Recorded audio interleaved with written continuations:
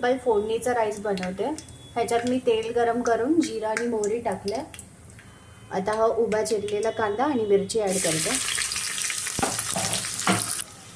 कांदा सॉफ्ट होण्यासाठी मीठ थोडंसं ॲड करते, हळद, इथे मग मुगाची डाळ आणि राईस टाकते। इथे मी मुगाची डाळ आणि तांदूळ 1 तास भिजायला घालून ठेवले होते आणि ह्याच्यात 1 ग्लास पाणी ॲड करते, थोडीशी कोथिंबीर